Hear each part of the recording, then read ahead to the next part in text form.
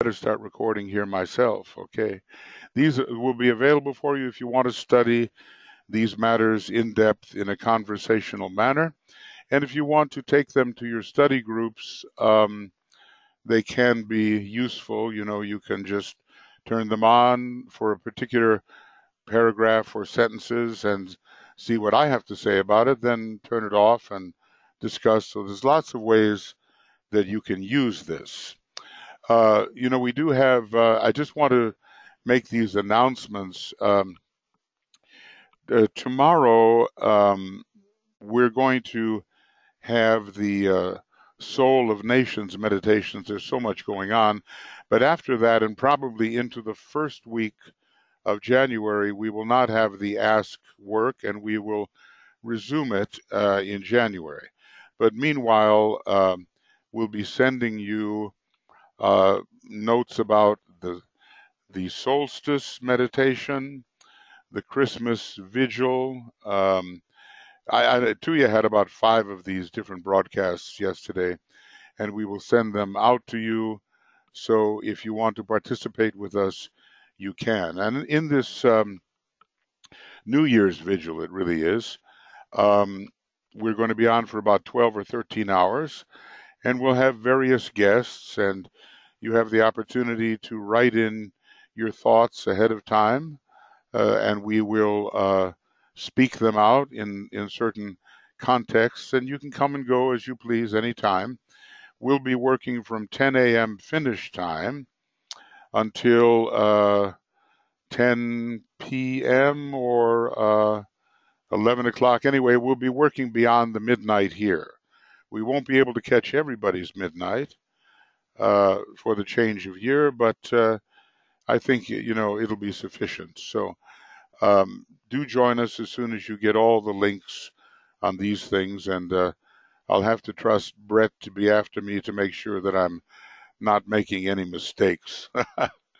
Mercury retrograde has not been kind, and I'm just amazed at how it really does work. Things just go as you would not expect them. But we are planning quite a bit of broadcasting for you for the latter part of December. Also, I do want to put in a plug for you. We are beginning now the 10th year of the Moria Federation. We've completed a cycle of 9. There have been many people who have passed through some aspect of our training, and maybe only a few who have really completed the entire process, and some have gone on to get their degree at the University of the Seven Rays as well. After they have completed the Moria Federation, they do some kind of dissertation or thesis. One has done that, another is inquiring. So, obviously there's a lot of people at the foundation of this work, and they're learning occult meditation, and they're learning esoteric psychology and so forth. And then comes the more advanced work, which is an attempt to approximate something of the preparatory school work that Master DK talked about for the new esoteric schools. Now, they are not going to be a piece of cake. He talks about for all of us, and I'm sure in our future lives we'll be experiencing this, about the drastic entrance examination before we can get in. Now, this is 100 or 200 years in the future or whatever. We're not so drastic, okay? Anybody who wants to apply and is really interested in occultism, we have a level at which you can work. But for those who are really students of the Ageless Wisdom, whether in Theosophy or Alice Bailey, and who have been at it quite a while, I would recommend the 5-year program, which is the advanced program. For some people can start right away in the advanced program because they've studied for years, and that would be their proper place. But we do have, concentrations of students in various places, and we want more. There's a big concentration of Brazilian students speaking Portuguese, and there's believe it or not, a big concentration of Vietnamese students. And it's wonderful there that so many are applying. due to, I think, a very powerful disciple who's a member of our group who is Vietnamese. So we're spreading as widely as we can and trying to prepare the way for the new esoteric schools. Now, DK is going to be writing again. He says in the year 2025, and he talks about his astrological writings beginning in 2025. So I don't know what he's going to write about, but he mentions astrology and he mentions from the year 2025. So installment number 3 is on the way. And I think the best thing we can all do, since it's such a treasure, and I mean, who can fathom what he has given, is to spend these next years really learning deeply and assimilating what he has given as much as is possible for us, and then applying it in any way we possibly can, and being ready in that way for the coming of the new installment, which he promises, because he says this series of bridging treatises is not yet over.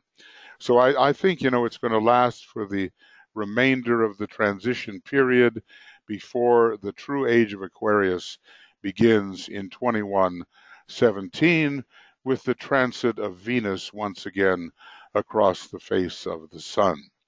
So we can do our bit by working subjectively in a very powerful way and equipping ourselves, equipping our minds, equipping our meditative ability, and serving in an esoteric manner or whatever manner we wish. We have a big responsibility placed upon us, and I, at the moment, maybe I'm a little biased, but I can't think of any other better way at this moment than to join the Moria Federation, really dig into it, push yourself farther than you ever thought you could push yourself, despite all of your responsibilities, and we all have them. Really get into it and really equip yourself for further usefulness to hierarchy and to humanity. Okay, that's my pitch, right? That's a little pitch. So just go to moriafederation.com and you'll see the different kinds of applications that are there. And maybe, you'll choose one and enter the federation at some level suitable to the intensity of your interest and your experience.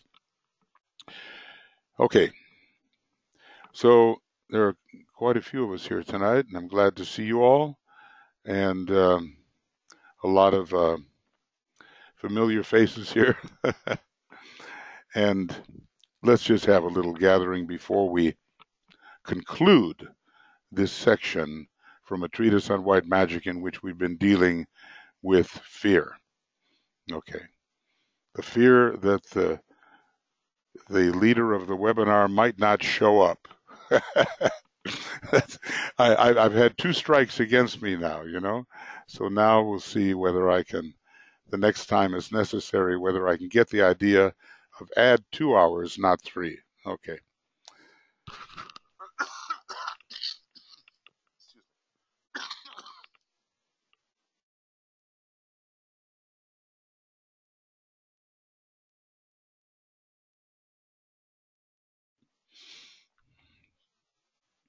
So wherever we may be, there's some 34 of us present, it appears.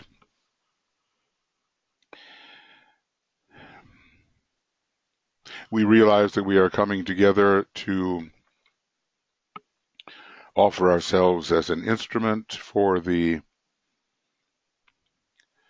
dissipation of glamour, which is holding so many people in kind of a psychological prison. Hopefully it's not holding us to any great degree, but we don't want to have the glamour, that we're rid of all of our glamours.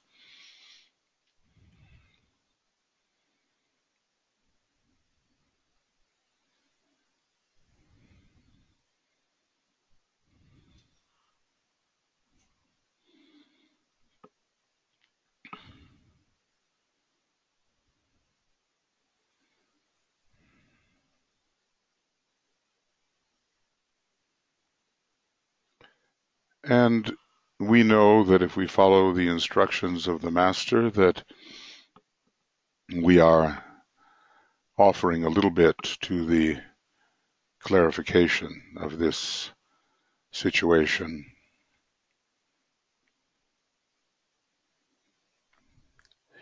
which is a real world problem and a severe one.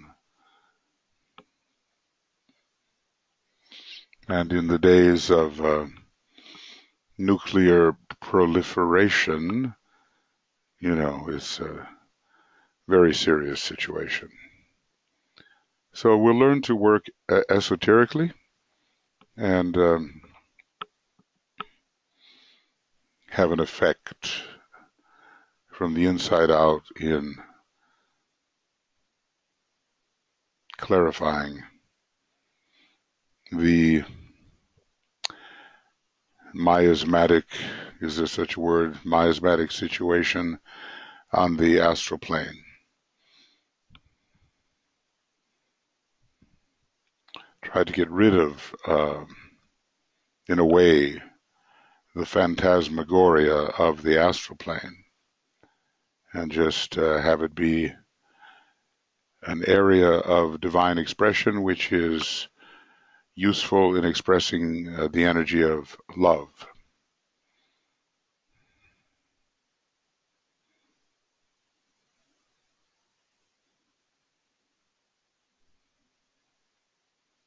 And it's a long-term process.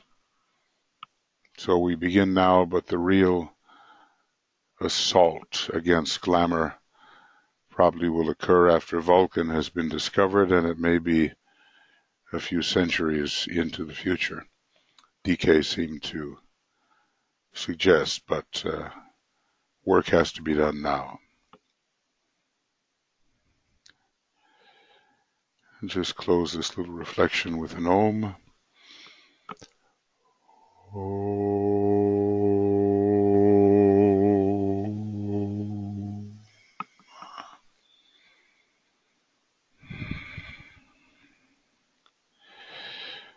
Okay. Now, let's see. This is it here. We went this far, and I'd like to complete this so that when we begin again in the early part of January, we have a kind of a new initiative going. Of course, we'll always be dealing with glamour, but it's good not to leave this section hanging over. So I'll try to work on it in such a way that we can, it's not too long, and it's very practical.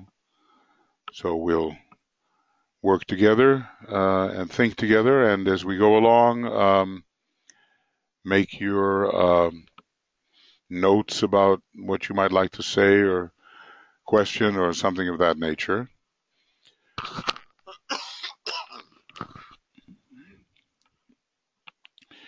So DK is talking about the stresses of the present time and the hierarchy's attitude, what they see, and it's a comforting section in a way, comforting and inspiring at the same time.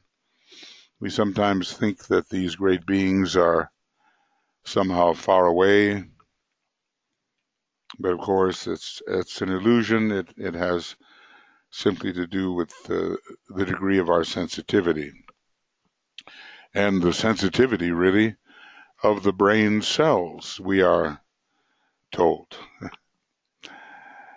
So always more sensitive, we're on a second ray planet at this time. It's a soul planet on the second ray in a second ray solar system.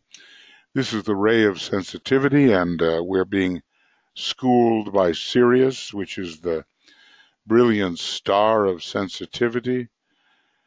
We're just getting more sensitive all the time. And that's as it should be. And the more we are, the the less distant the great ones will seem to be. They're not distant at all, but our own obtuseness is what prevents our registration of their nearness, if I may say. So those of us who watch and guide on the inner side of life realize more than perhaps you who bear the burden and heat of physical plane existence know. Okay, this is their perspective. We know your physical disabilities, and someday may be able to help definitely in the building up of strong bodies for world service. This involves the coming in of seventh ray bodies, or of the culture of the etheric body via the seventh ray. If you read in a treatise on cosmic fire, you'll see he predicts that bodies of a much more sensitive and healthy kind are going to be with us. Not necessarily that everybody will be on the seventh ray, that's a different matter, but the seventh ray will recondition the etheric body of the planet and the etheric body of the disciples, and will be able to bear much more than at present we can. So this is one of their promises, and whether it occurs in a century or two, whatever it is, as the seventh ray becomes more definite, definitely present, this will occur. He pretty well tells us that by the end of this century, both Pisces, the influence of Pisces, and of the sixth ray will be gone. And when we're looking at more specific dates, we might say like by 2117, by 2125, but in general, the waning of the influence of these obstructive influences from the lower part of these entities, Pisces and the sixth ray, will be gone with the close of this century. But now, he says, such is the astral miasma. You can only imagine a swamp and the will-o'-the-wisp and the false lights which attract us. And, he doesn't want us to glorify the astral plane because it's really quite a hissing gray serpent. Now, such is the astral miasma, it is well nigh, not entirely, but well nigh impossible for you, our struggling brethren, that's how they regard us in brotherhood, to have good health. Well, and this was a problem among his most sincere students. They lacked the vitality. They just didn't have everything they needed to do everything they wanted to do. The karma of the world prohibits it. And karma simply means condition, in a way. The condition in which we have left things. You make your bed, you lie in it, as it said. I do something and there it is, until it's undone or done better, So we're always using Saturn and the third ray to condition the circumstances. And until we recondition them, that's how they are. So maybe things have lightened up a little. I don't know. We've had a great wave of consciousness come through. You kind of, it's been a big second ray sweep. And as he says, the day of opportunity will not always be with us. So in the year 2075, the big 500-year cycle of the second ray will be over. And then it will be in withdrawal, but not really, because the Christ and his forces are coming in, bringing in the planetary soul. So the second ray will always be present, especially on our planet, but we will be finished with that 500-year cycle, which he discusses. So anyway, in terms of perfect health, He sometimes says the South Sea Islanders, maybe that was in those days, have that kind of health and vitality that he wishes everybody had. They're so close to the pranic source. Perfect health cannot be ours at the moment. The astral corruption. Now, this is not a pleasant picture here. The astral corruption and the foul cesspools of the lower levels of the mental plane infect all, and lucky is he who escapes. This is almost done, in a very medical manner. And we realize we're dealing with, if we were to deal with it on the physical level or the etheric level, we would call it contamination. We would call it disease. So we have a diseased condition on the lower 18 subplanes. And of course, the astral plane where we're concentrating at the moment is part of it. We watch with tenderness all of you who with weak and sensitive bodies struggle, work, fight, fail, continue, and serve. Well, he's outlined it for us. If we find ourselves struggling and faltering and all that, it's expected. We simply continue and we serve. We just move on. And they are seeing. Not 1 hour of service. I mean, DK does not exaggerate. He does not. He's extraordinarily truthful. So when he says things like this, you really have to take it to heart. Not 1 hour of service given in pain and tension, not 1 day's labor followed with racked nerves, with head tired and with heart sick, is allowed to pass unnoticed. That's beautiful, and if we could have that kind of attitude towards those for whom we are responsible, we would be doing well.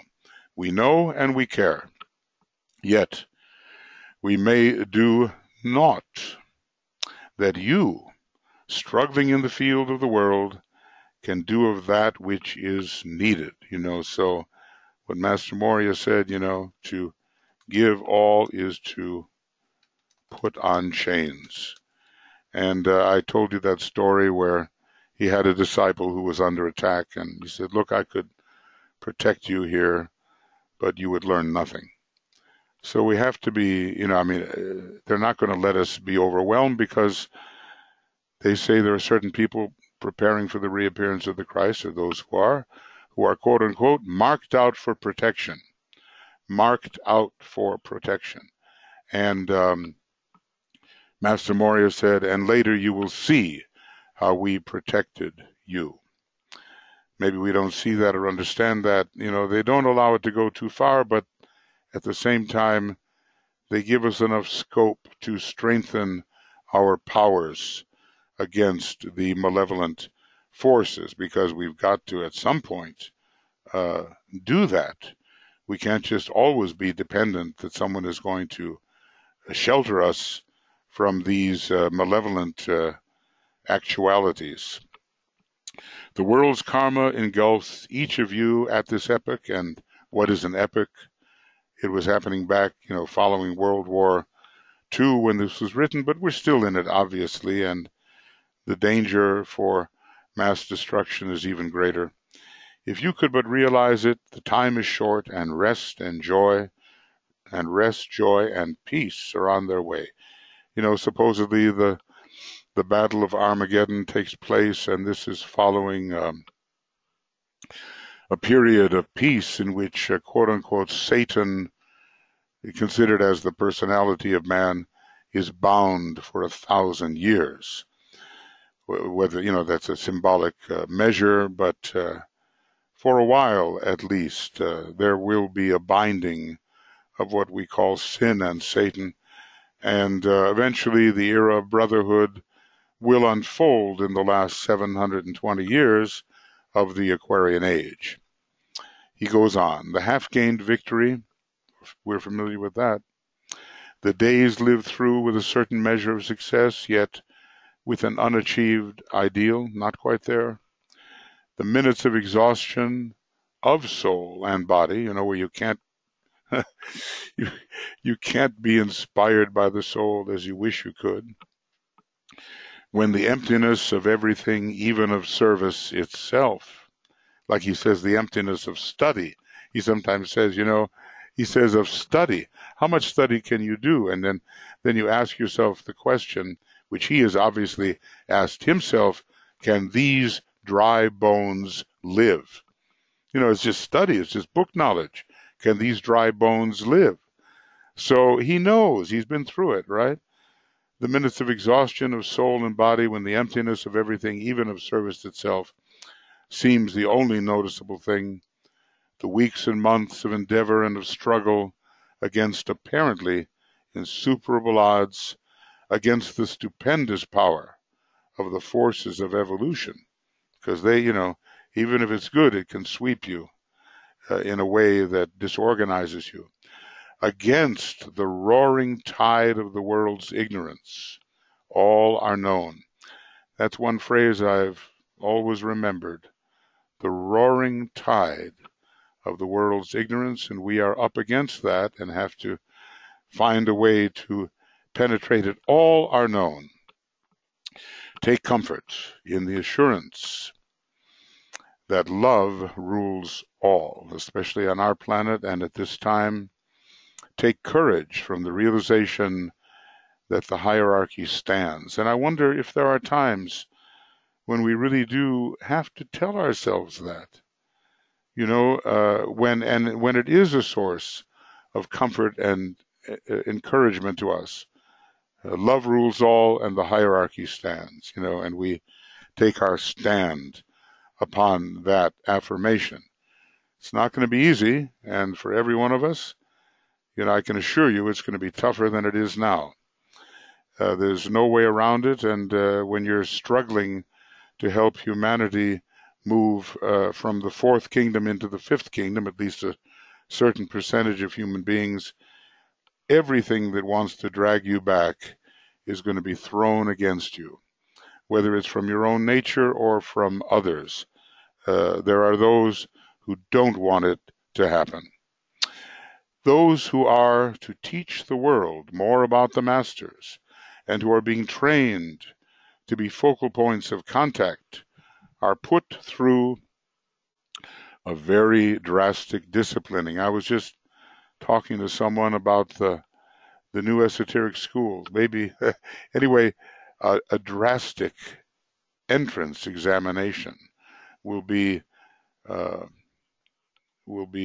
forced upon every possible applicant. The word drastic, again, he doesn't exaggerate. This is a soul who does not exaggerate, and we are being put through a very drastic disciplining. And when we want to enter the new esoteric schools, it will be a very drastic entrance examination, and our karma will be looked up, and it will be decided whether we are fit to actually enter and have any possibility of success. All of this is tough stuff, but we have to get used to it. This is the hierarchy we're talking about, and we're moving towards the will, and it's not going to be compromised. They are tested in every possible way, that's us, and are taught much through bitter experience. Like, missing 2 webinars because I added 3 instead of 2. How long does it take? Okay.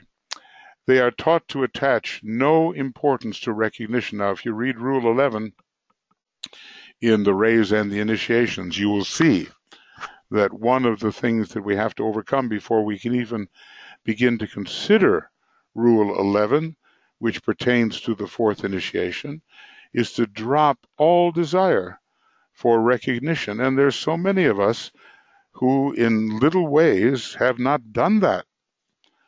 But, read those 4 things for the first few pages of Rule 11, and, personality attachment goes, and occult silence has to be cultivated, and personal relations within the ashram are not emphasized. It's tough, okay? Tough when we consider that we are people who have often lived for the welfare of the personality and not for what the soul sees as possible. So no attachment to, no importance to recognition. They are trained. That's, people like ourselves. He's telling us how we are trained. They are trained not to judge from the appearance, but from the inner vision. How really to see the soul and not the obvious. How not to be stuck on the obvious man, the obvious human being, but to go behind it and really see who is this individual, what is this circumstance. This would be pertaining to this particular level on the mental plane, which is the third sublevel where spiritual discernment is the particular city that we use. It's the lowest level on the threefold level on which our soul is found. Okay, not to judge from the appearance, but from the inner vision, and spiritual discernment will give us that. The capacity to recognize the master's purpose, which is important for membership in his ashram. He chooses those who are aligned by ray and by intention with his purpose, and the ability to love are counted as of paramount importance. So see within, recognize the purpose, love. These are of paramount importance. Aspirants, that's all of us, He's training aspirants who seek to be chosen for work as disciples. The true disciple, well, we're both really, must lose all desire for the things of self and must be willing at any cost to pay the price of knowledge. Now, wow, that's quite a statement. Just pause for a moment. Just pause. Pause. What are we willing to pay as the price of true inner knowledge?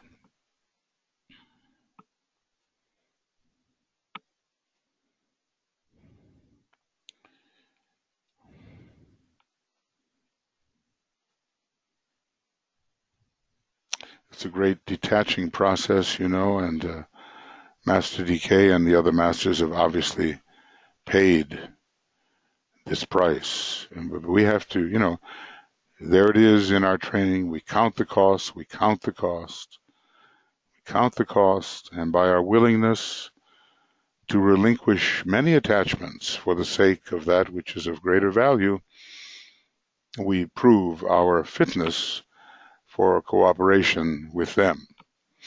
If proof, now, proof, right now it's speculation, if proof is to be given to the world of the subjective realm of reality, it will be bought with the heart's blood, for only in the blood of the heart can power be safely gained and wisely wielded. I mean, every one of these things is a magnificent little meditation. If proof is to be given to the world of the subjective realm of reality, which, hardly believes in it at all right now, it will be bought with the heart's blood, and whatever that means to us. For only in the blood of the heart can power be safely gained and wisely wielded. So we ponder on that. We're thinking also of St. Paul's book, or Master Hilarian's book, Light on the Path, where he talks about this in the beginning of the book.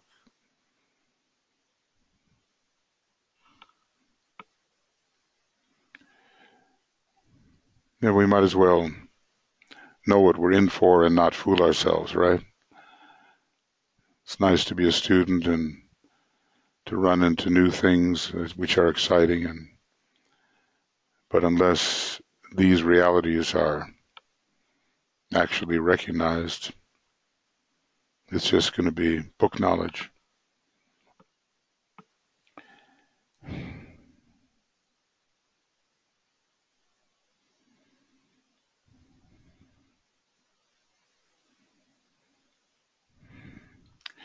As you go on, and as aspirants study the hidden laws of nature, you will realize the need for the price paid. Because, there will be compassion. And unless there is profound compassion, the misuse of power can sneak in. There's this old story about Master K.H., when he was Pythagoras and he scolded a student. I don't know in relation to what, but the student took it so seriously that he went out and committed suicide. And that had a profound effect on Pythagoras.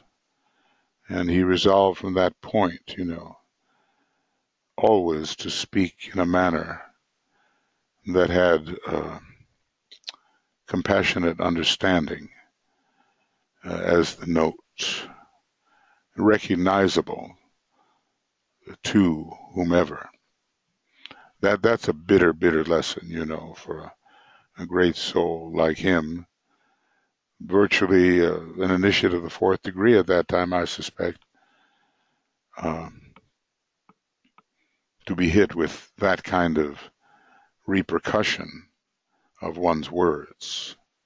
So I'm sure there are those moments in our history of lives when we've really had those learning experiences which were very, very bitter. But they last, They are the guardians. They are the signposts. They stick with us. And when you have in your life a great aversion to something negative, it's very probable that some bitter experience has been marked out for you in the earlier days and stands as a guardian of your present process. It's a thorny road, we're told. The thorny road of occultism. Well, just imagine, bare feet on the thorns.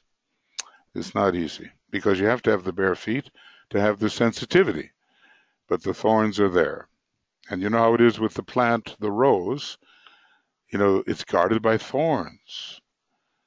So this is the path of pain, but it's a fast path on this planet of releasing sorrow and purifying pain.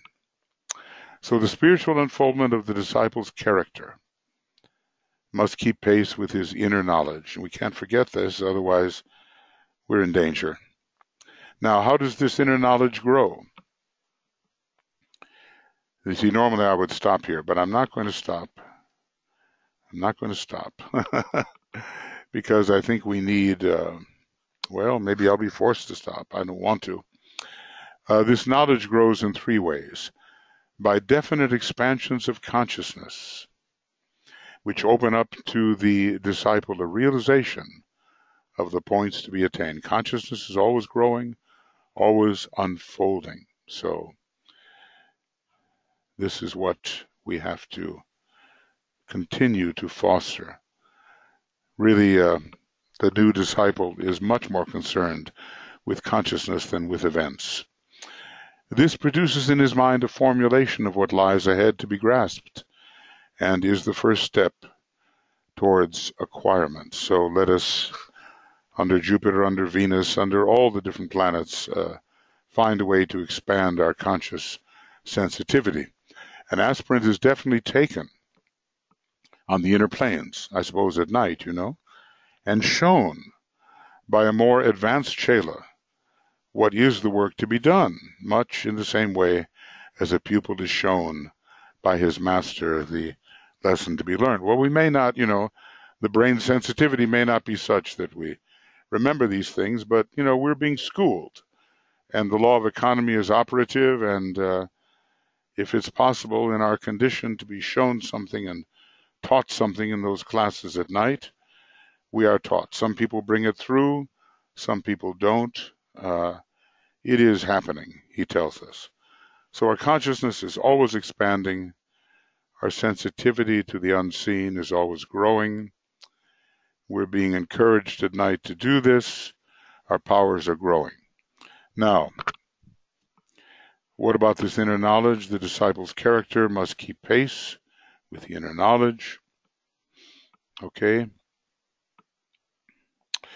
Number 2, the next step is the mastering of the lesson and the working out in meditation and experiment of the truths sensed. Okay, well, this is not just book knowledge, right? This is actually for application. So, this is a lengthy process, especially in the beginning, for all has to be assimilated. That's what I'm encouraging us to do in these last 7 or so years before the decisive point of the great conclave in 2025. This is a lengthy process, and all has to be assimilated and made part and parcel of the disciple's very self before he can go on. You know that old saying, which I've told you about, even a donkey can carry a library on his back. Now that's the symbol of unassimilated knowledge. It resembles the working out of a sum, figure by figure, line by line, the working out being carried forward until the answer is achieved. We've all been through that in our mathematics. The work is done both on the inner planes and on the physical. We just have to have the faith that on the inside of life, this work is being done, whether or not we remember it.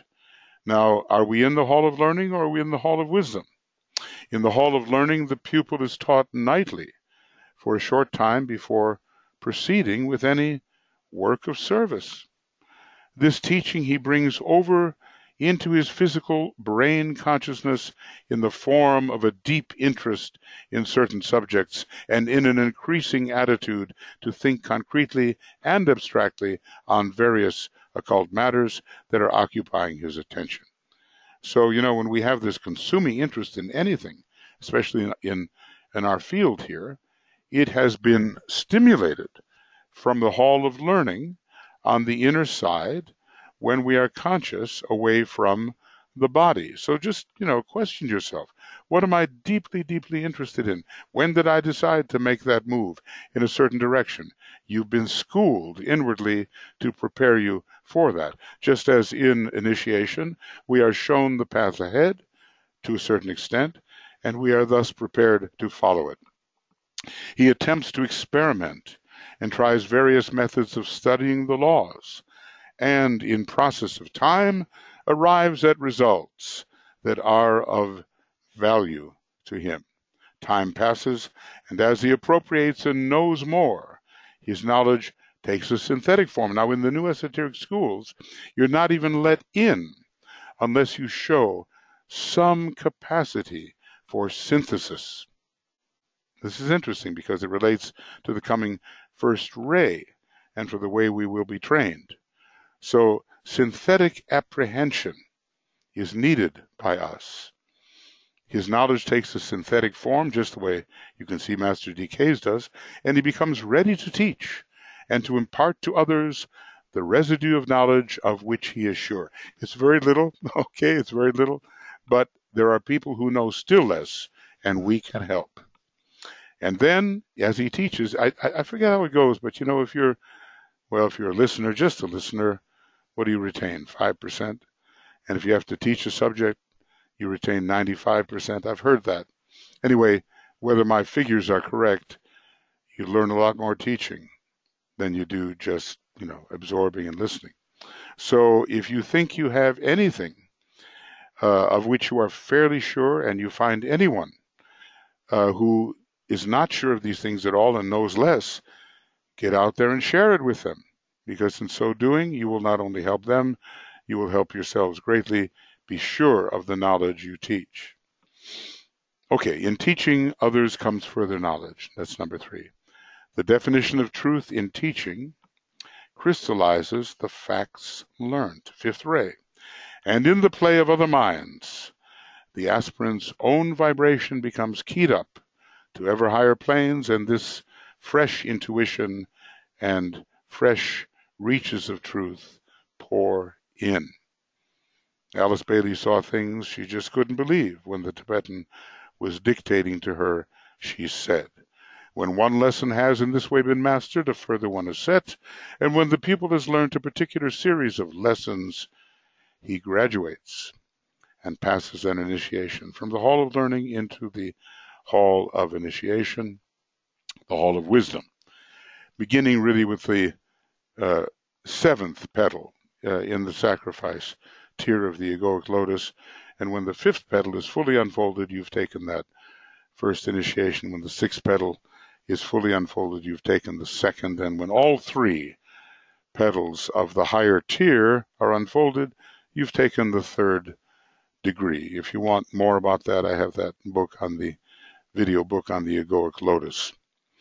So we learn, we accumulate, we apply, and we pass. We pass. The whole group he teaches. Now, many of you are teachers in one way or another. We all teach by example, good or bad. So the whole group he teaches is benefited by his step forward. For every disciple carries those he instructs along with him in a curious and indefinable sense.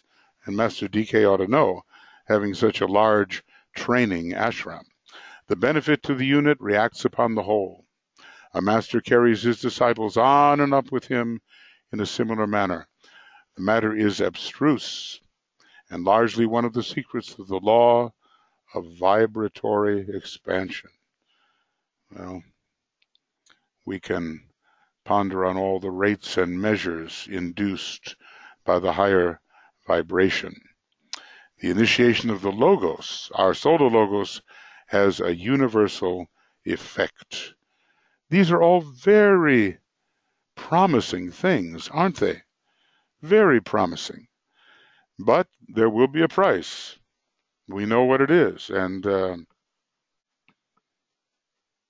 forego peace, to forfeit rest, and in the stress of pain, to lose myself and find myself, thus entering into peace. There are these mantrams, they really help. If we memorize them, they become part of our heart, you know. So here is the last paragraph that I want to get through before we begin again.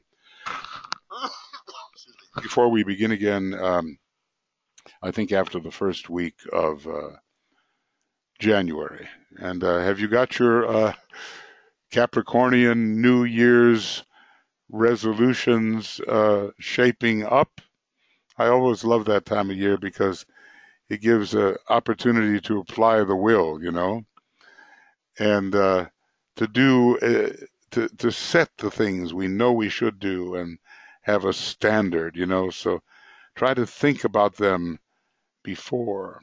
And by the way, if you already are a member of the Moria Federation, I'm going to be doing a Moria Federation solstice meditation. It won't be exact time at the solstice because our broadcast is at the solstice, but it'll be just leading up to the solstice where we can look ahead at our studies and our meditations and our intentions of becoming more fit to cooperate with the hierarchy. Okay, so final paragraph. You are right in your assumption that the probationary path corresponds to the later stages of the period of gestation. We're not quite born yet spiritually, right? At the first initiation, what is called in the New Testament, the babe in Christ, starts out upon the pilgrimage of the path. Now, you know how it goes. There's the babe, there's the little child, which is moving towards the second initiation. There's the young man, the second degree initiate. There's the rich young man, it's called the third degree initiate. And we finally reach, you know, maturity within the hierarchy at mastership. Now, the first initiation is the beginning. So many people are going to be taking that. We have to help them do that. I'm assuming that so many of us who are studying earnestly here, trying to improve our lives, beautify our lives, purify our lives, learn something spiritual in an ongoing way, DK would say, okay, you've taken the first initiation. So among his students, every student there of about 50 students, except one had taken the first initiation. I'm going to assume that many of us are in that position where we have experienced this birth of the Christ in the heart. So it stands for the beginning, commencement. A certain structure of right living, of thinking, and of conduct has been attained. The form that the Christ is to occupy, the Buddhic energy coming in to the soul body, has been constructed, and now that form is to be vivified and indwelt. The Christ life enters, and the form becomes alive. Alive in Christ, alive in the second ray, alive in love, wisdom. Therein lies the difference between theory and making that theory a part of ourselves. And no one I know, including myself, has done what must be done in this transition of theory to fact. You can have a perfect picture or image, but it lacks life. You have a person who has modeled his life on the divine as far as he can. He has a good copy, yet something is lacking, and what is this something? The manifestation of the indwelling Christ. The Buddhic energy comes increasingly into the causal body. This is the Christ energy. The germ has been there, but it has lain dormant. Now it is fostered and brought to birth, and the first initiation is attained. The Christ, it's amazing to me, he retakes the first initiation with every candidate who is taking that initiation and to whom he is administering this first initiation. Okay, the germ has been there, it's lain dormant, now it's brought to birth. Much then remains to be done. The analogy is complete. Many years were spent by the disciple Jesus between the birth and the baptism. So for most people, a lot of lives will intervene between the first, second, not necessarily all. I found a reference which said, you can take that initiation in the next life. But I assume it's because of a lot of work done before, which was not necessarily spiritual, but which built you up in terms of your capacities. The remaining 3 initiations were taken in 3 years, and you have the same situation on the path of the aspirant. So, all of this encourages us when we're facing our fears. The glamour of fear, the great glamour which stops so many from being all they can be in a particular life cycle, this pulling back, this trembling. Leadbeater has a kind of a description of what an aura looks like when it's subject to fear.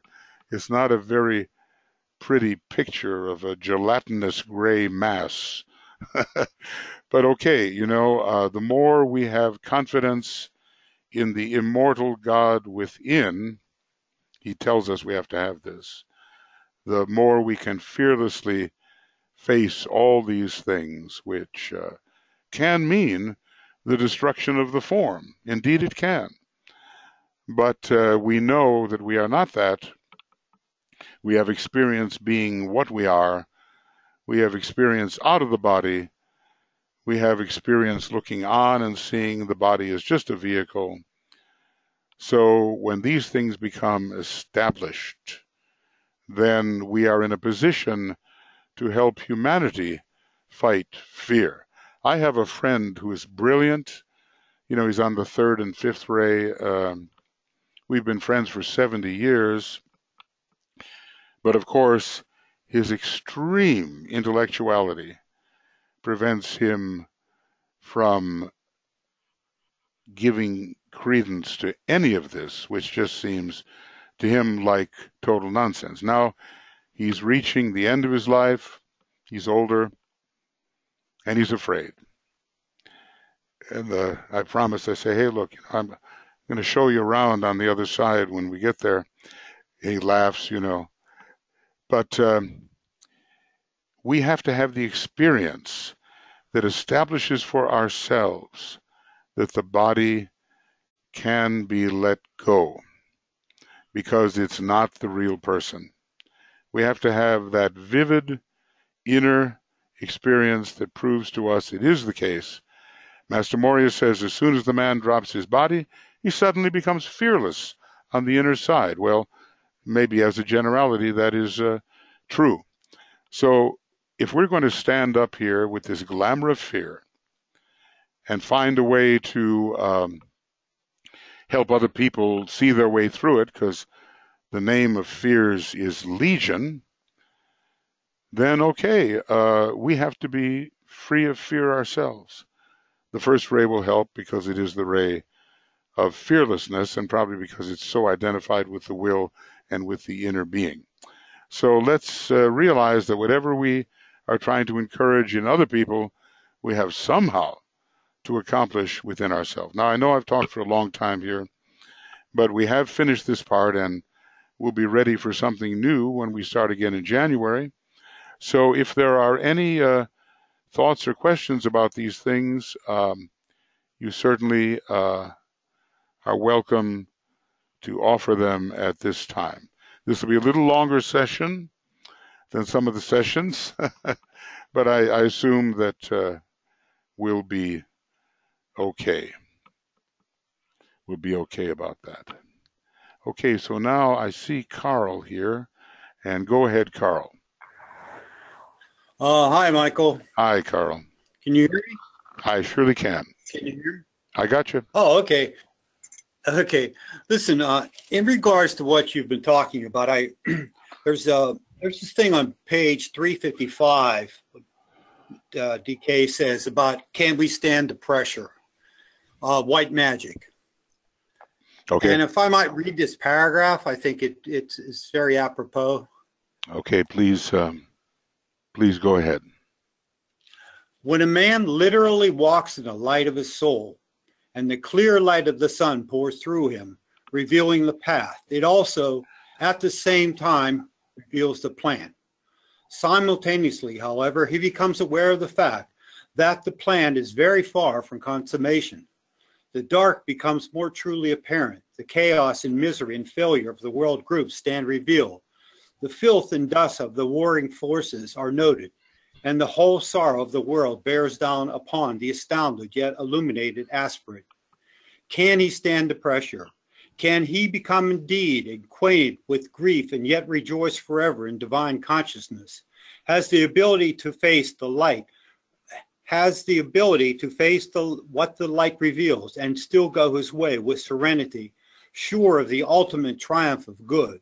Will he be overwhelmed by the surface evil and forget the heart of love which beats behind all outer seeming?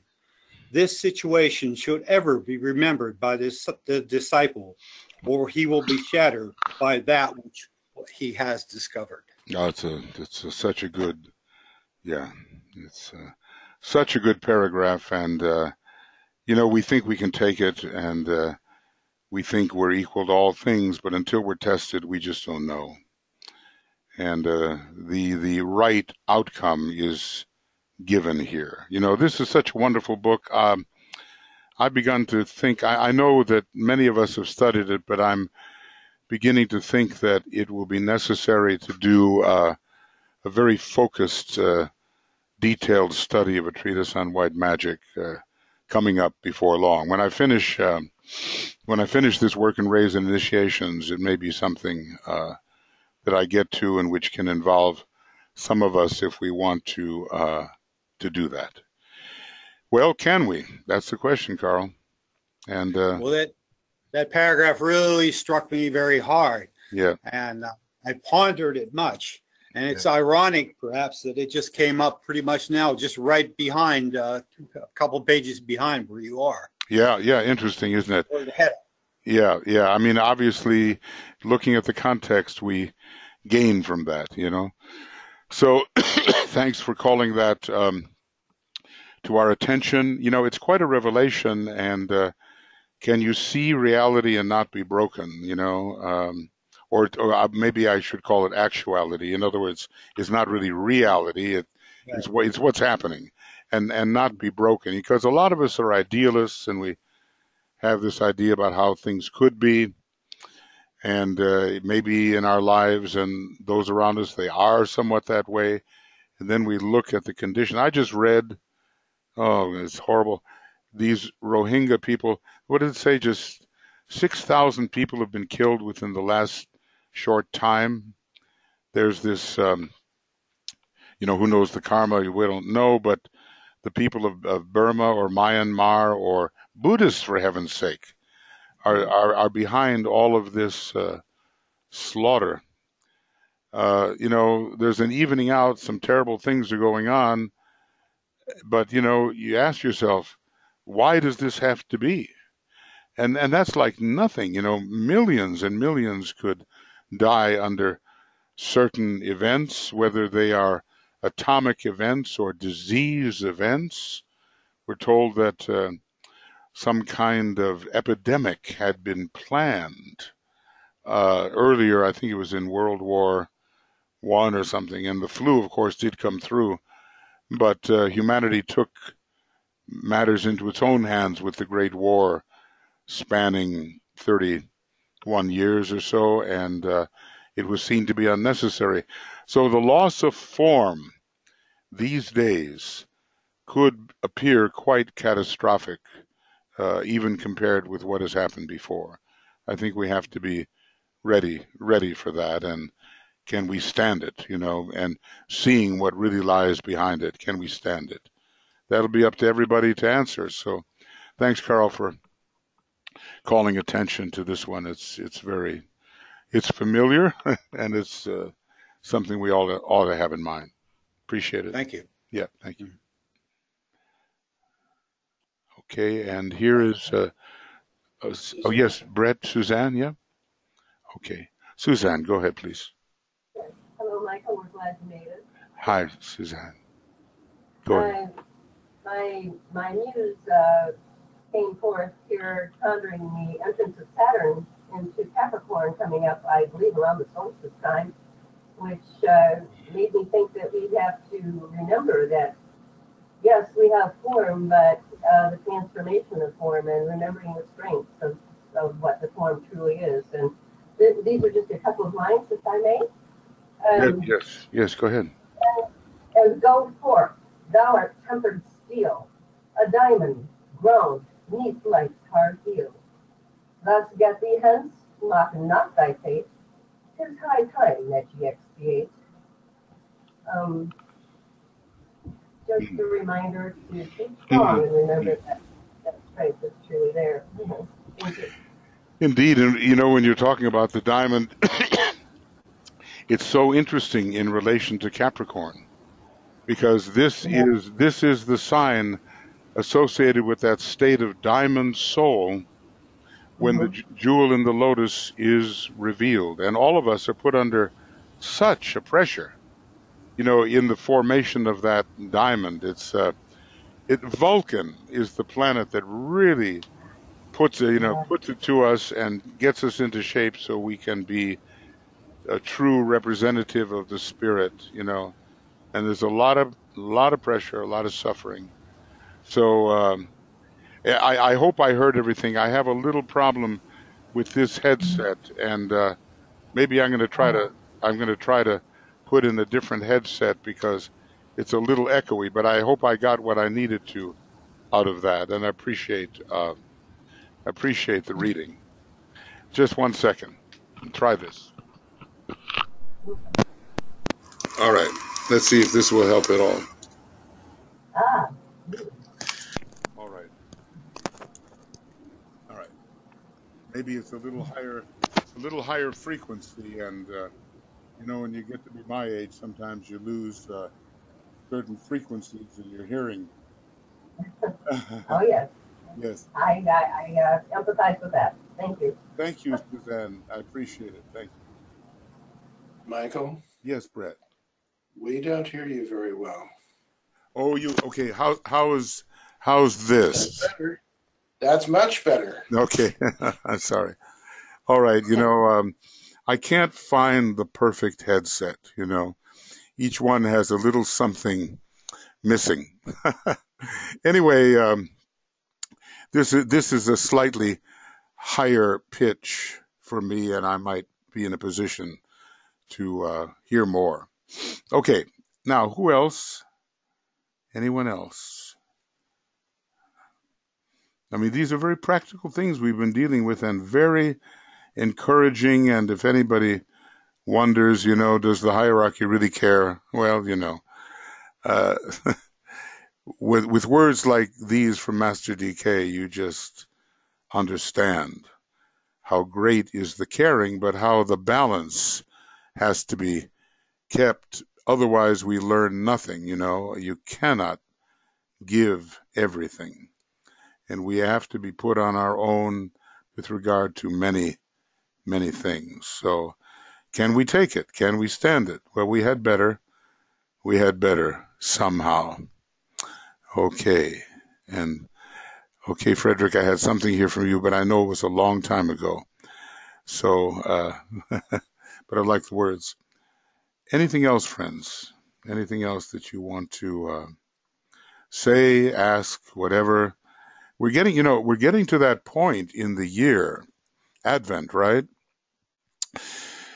Where, in a Sagittarian manner, we are really looking forward to the great revelation in the heart of the spirit of the head of the hierarchy, that great love energy that comes in, and certainly at the solstice, in a way, it really starts.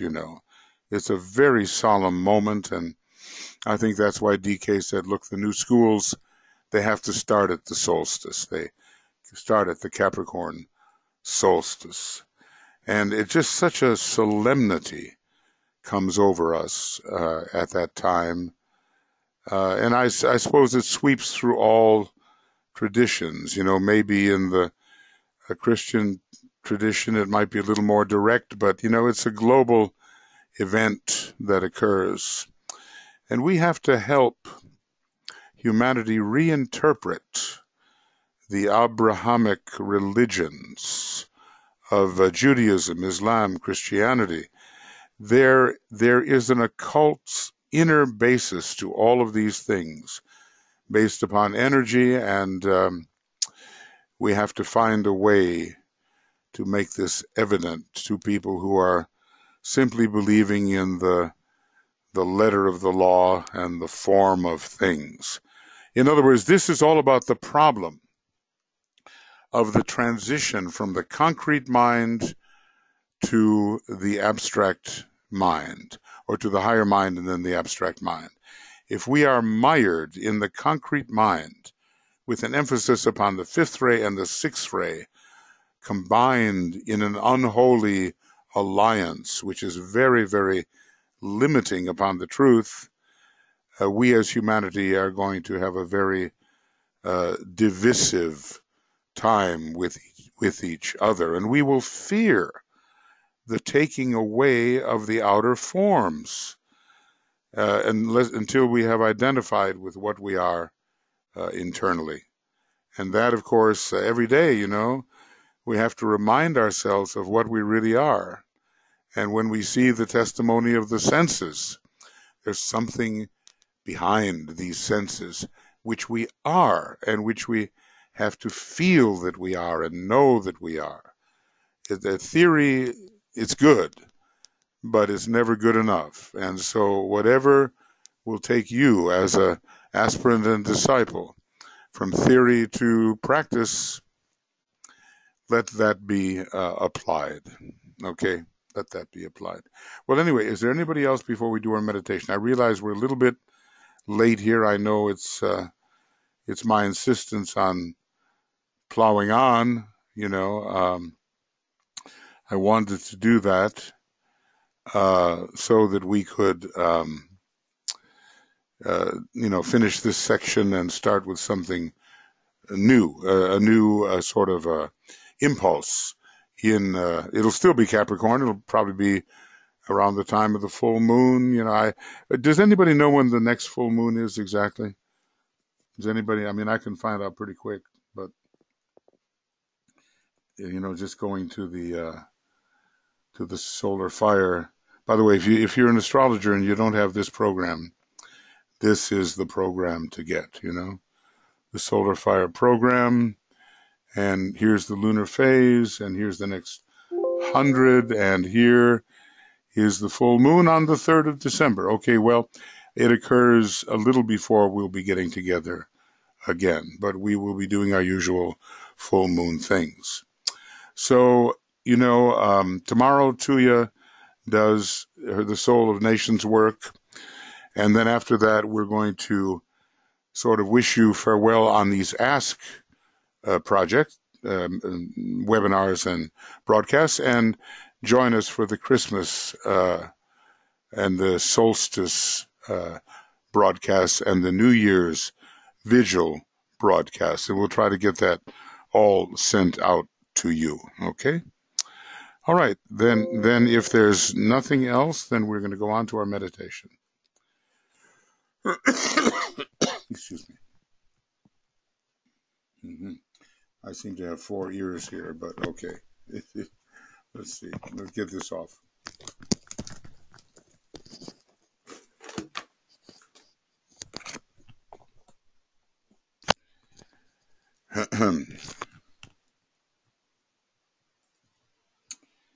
And here it is. Okay, good.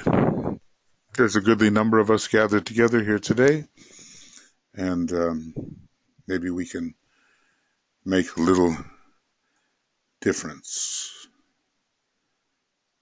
Little difference in the inner climate of the astral plane, so that a better outworking, a better manifestation can occur. Okay, so there's 41 of us here now, something like that. We gather together in the silence for a few moments.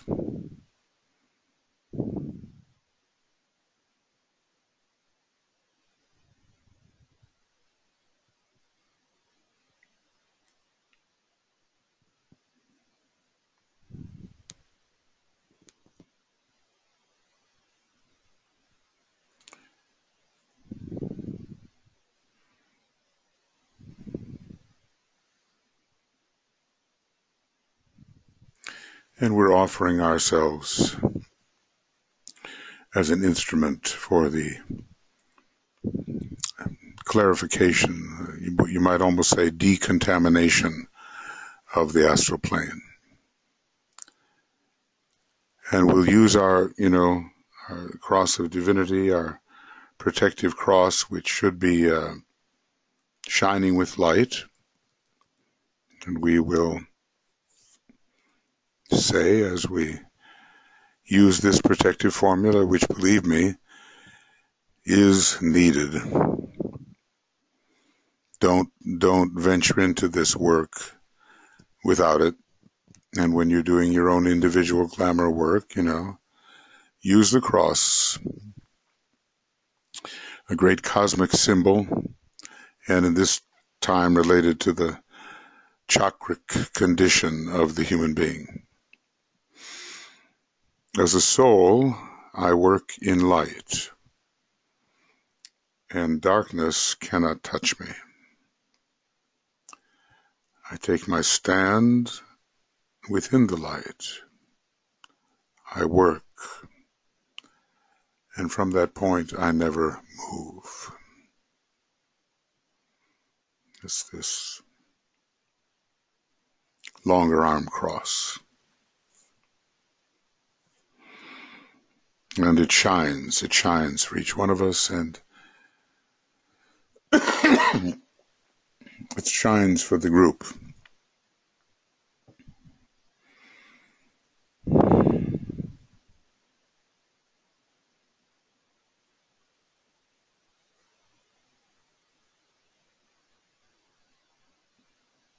So that is the protection.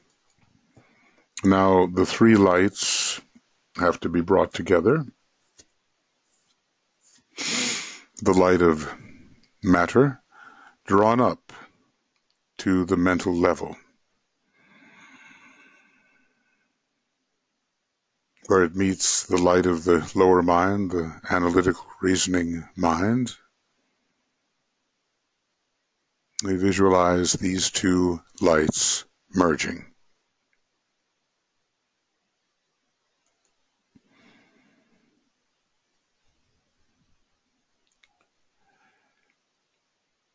And then the third light, meditation on soul contact and the recognition of soul light. Let's do that.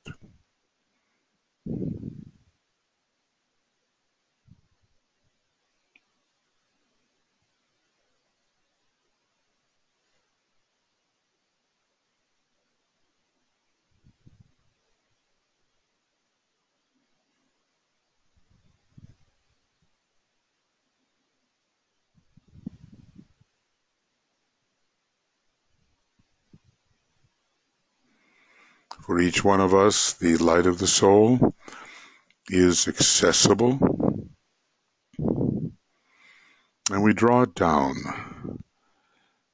We imaginatively draw down the light of the soul and merge it with the two other lights on the mental plane.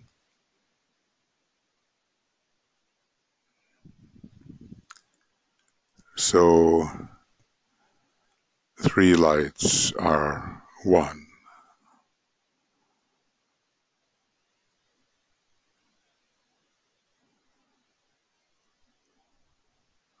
It's a vital, intelligent, and unifying, sanitizing light we have created. Triple light, from which a beam will soon go forth. And then we will say, followed by the sacred word, the following little mantra. The light is one, and in that light shall we see light. This is the light that turns the darkness into day.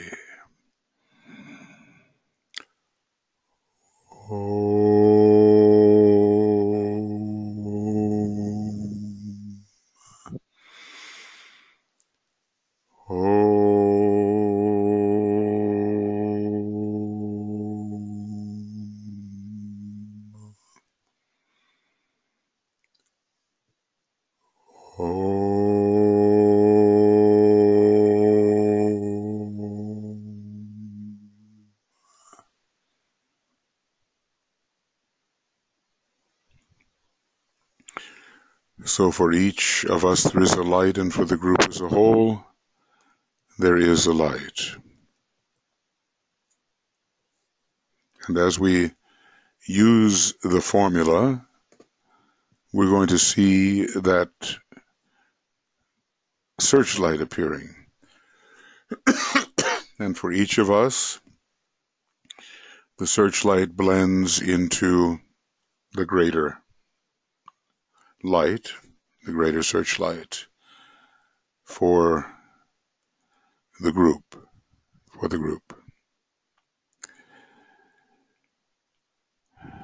And that light will be shining out, or shining in, however you want to look at it, onto the astral plane, where all these miasmas have to be cleared up. So, radiance and power are we. We stand forever with our hands stretched out, linking the heavens and the earth, the inner world of meaning and the subtle world of glamour. We reach into the light and bring it down to meet the need. We reach into the silent place and bring from thence the gift of understanding. Thus, With the light we work and turn the darkness into day. So we are the span between heaven and the astral plane. It's really connecting the world of the soul with the astral phenomena. And our searchlight is out there. It is our weapon, and it also reveals where it has to be applied. Because so many glamours are easy to overlook, and we just take them for granted as, well, that's how things are. But the searchlight reveals them and works at dissipating and destroying them.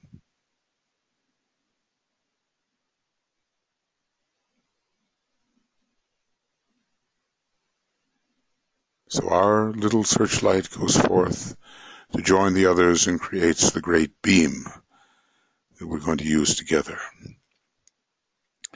And then we're going to strengthen that beam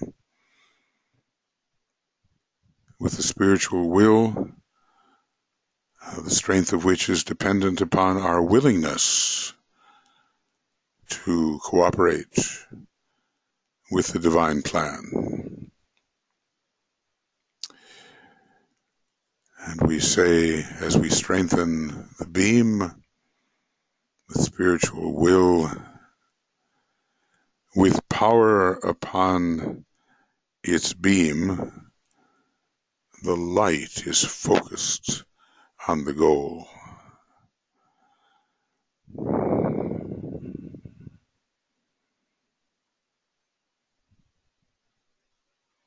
A kind of irresistible beam, revealing, dissipating, destroying, scattering. In the imagination we have this together. Now, we're going to name our glamour, the glamour of fear, and its divisions are legion. So many different isolated instances of it. We have to know if we have fear as an individual, what the fear may be. But right now we're working on behalf of humanity and in general.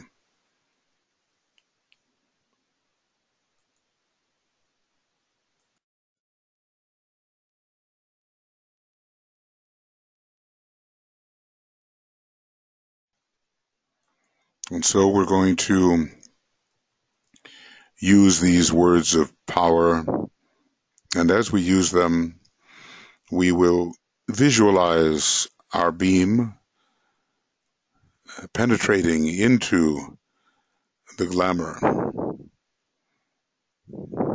the veil, the miasma, the cloud, however you want to look at it, and producing its weakening, its dissipation, its scattering. You know, the law of repulse on the first ray, it's a scattering force.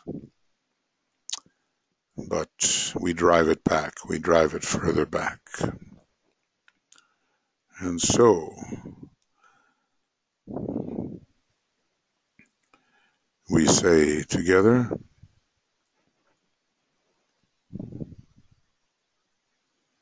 visualizing the destructive work to be done,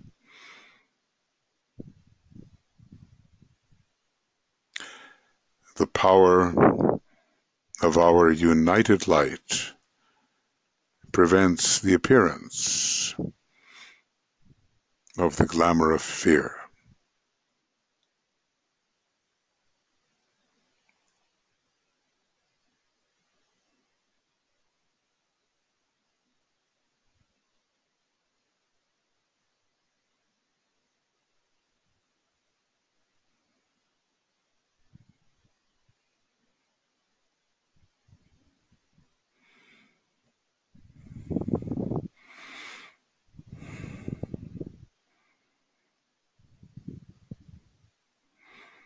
The power of our united light negates the quality of the glamour from affecting humanity.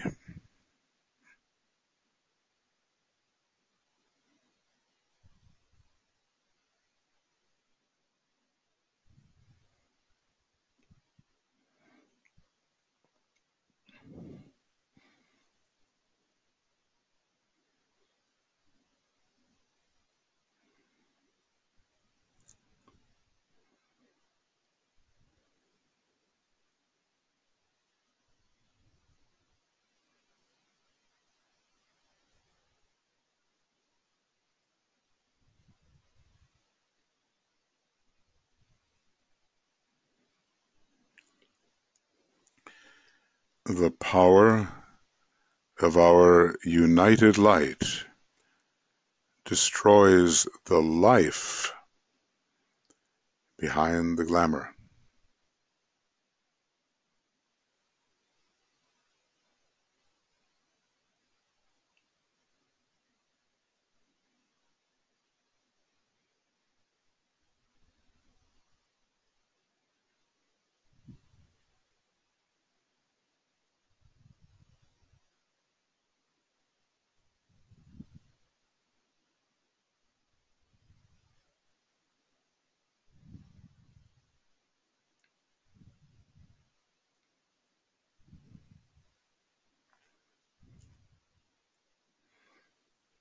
And if a glamour is devitalized, it's much easier to dissipate, drive back, expel, destroy.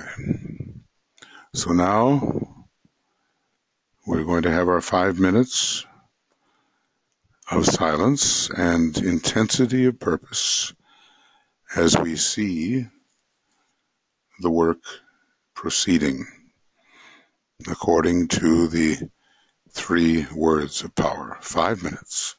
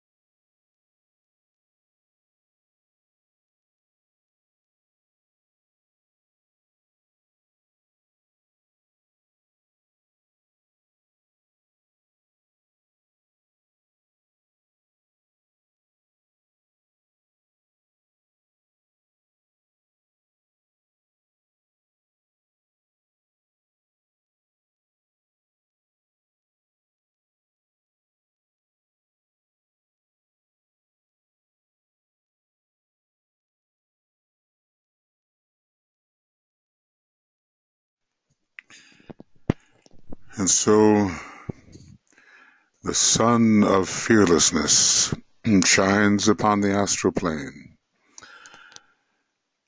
the sun of true perception and knowledge, the sun of love, the sun of the will behind the plan. And the clouds, the miasmas, the veils, these are gradually detected and cleared away. So we withdraw our beam together, imaginatively from the astral plane, back to the triple light as one on the mental plane.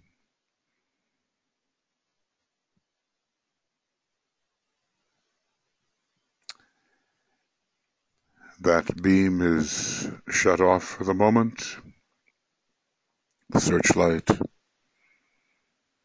and we will persist in detecting what are the glamours, what are their effects, and what can be done to alleviate the situation which holds so many in bondage without their even knowing it.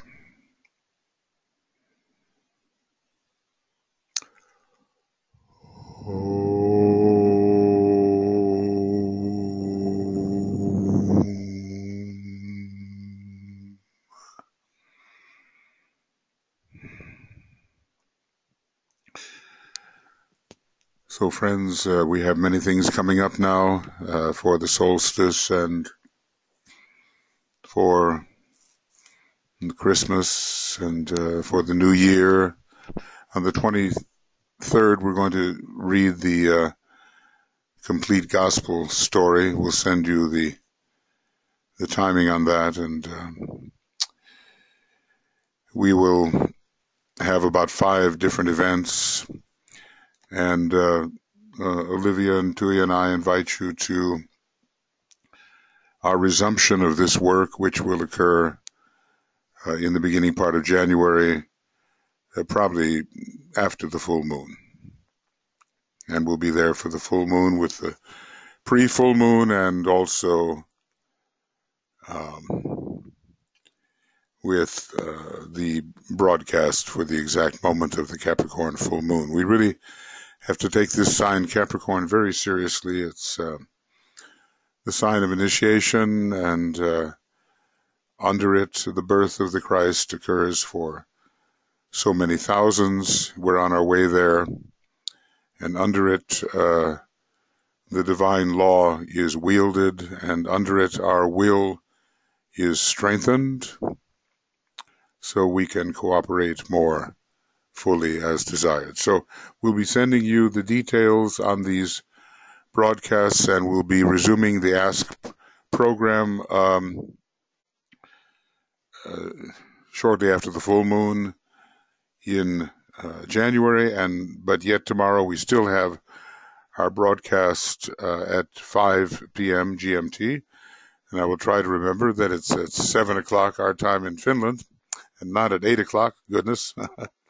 And Tuija will be helping to do some of this emergency work that we do from the inside and the Souls of Nations work. So thank you very much, everybody, for attending.